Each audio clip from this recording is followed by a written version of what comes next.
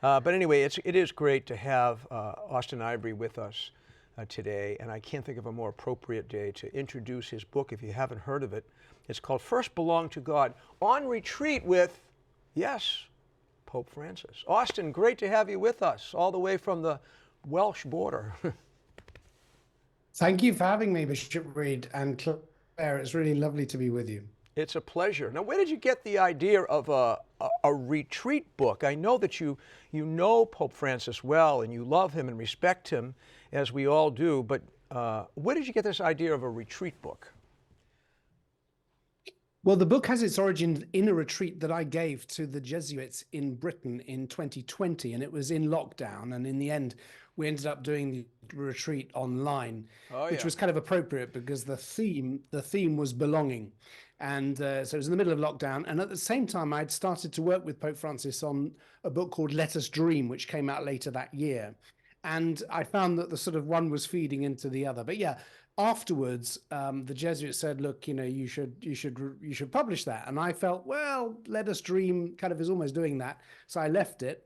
And then last year, I decided to go back to it. And I've really expanded it, opened it out. It's much more than about the COVID crisis. It's about the deeper crisis of belonging and how Pope Francis is inviting us to renew our bonds of belonging, both to primarily to God, that's the title, but also to the natural world, to creation, and to our fellow human creatures. There's a kind of triple belonging at the heart of our crisis, this is an 8-day Ignatian retreat. So it's also about looking at his pontificate through the lens of the spiritual exercises of St. Ignatius, which of course deeply shaped him.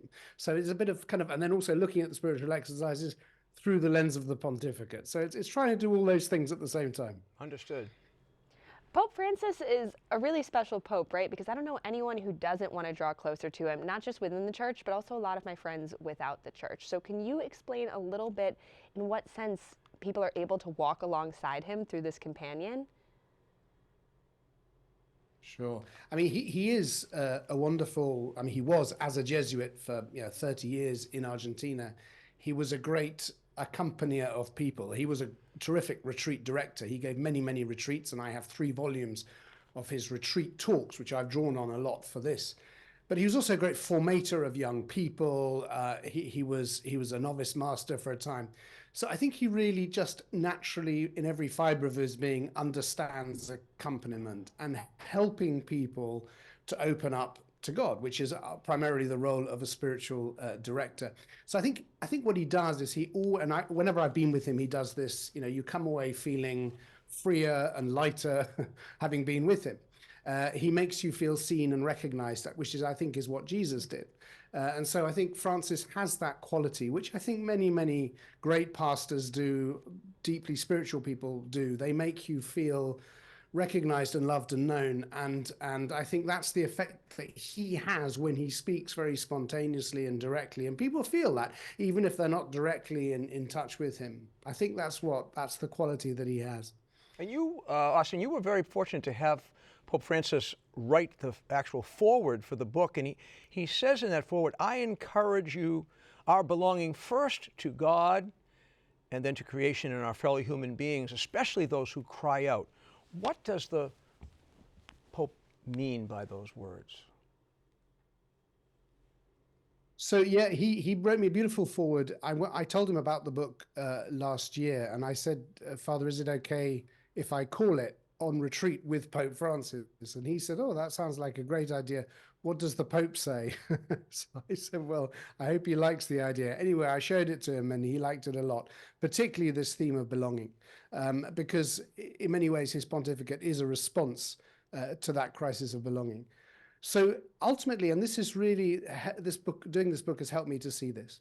I guess really what the pontificate is about, what the Pope's ministry is about, is helping us as humanity, but also as a church, to open up to the graces that God is always wanting to give us. And in a sense, the task is how to open up or how not to close in on ourselves. And that's why mercy is so important, because to know that God is merciful and God is love, and that everything we are and have is as a result of God's gift, which is so much the message of today, isn't it? I mean, this is the message of Lent. Come back to me.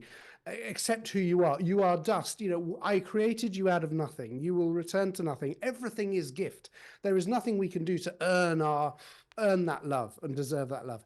And I think this is what Francis is saying very beautifully in the introduction, that in a sense, the task for us as Christians, the task of our life, the struggle, is to open up to that grace, to be able to receive that gift and not make the mistake of believing that we are self-created individuals, that it all depends on us, that everything has to be, that our love has to be earned and so on. And I think that's the invitation of the book. So would you suggest this book not just for practicing Catholics, but also maybe for loved ones we have who have fallen away from the church or who don't have a lot of information about the church? I would love it to be used for that. Look, I think you know, this is the spiritual exercises of Saint Ignatius. So it's a classic Jesuit retreat. So what you're getting in the book is my input each day. So it's set over 8 days. And what I'm using, of course, is Pope Francis's material, both from before he was Pope and from when he's Pope. But really, the pattern of the retreat is the pattern of Christian conversion. So it begins by accepting that we are wonderfully made. Then there's this, the opening and so on. So it's a journey of conversion, which is classic, if you like, it's perennial, it's for everybody. And so I love to think that that people could access these riches through this. That would be wonderful. By the way, I had no idea that the book would be published in the week that this remarkable woman is canonized, Mama Antula, she's known as in Argentina, Maria Paz de Figueroa, who when the Jesuits were expelled from late colonial Argentina, late 18th century, there were no more Jesuits, and she, who was deeply formed in Ignatian spirituality, took this retreat on the road, where she had a cart and a donkey and a few women, and they went around Argentina and they gave the spiritual exercises. She's the most extraordinary woman.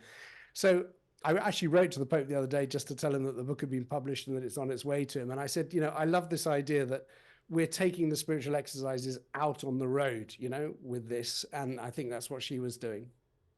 That's great. And how did you, just quickly, how did you go about choosing the articles and the notes of Pope Francis for each of the chapters of the book? It's quite complex, you know, because in fact, you have the structure of the exercises. I'm using the teachings of the pontificate, and I'm also using the retreat talks he gave as a Jesuit, which were very much about the temptations that prevent us opening ourselves up to God. So I'm using all of those at the same time. At the end of each day, I'm inviting people to look at certain passages of scripture, but also to read kind of slabs of Francis's encyclicals. I'll have to admit, Bishop Reed, it is quite a, if you want to do this as an 8-day retreat, there's quite a lot of reading.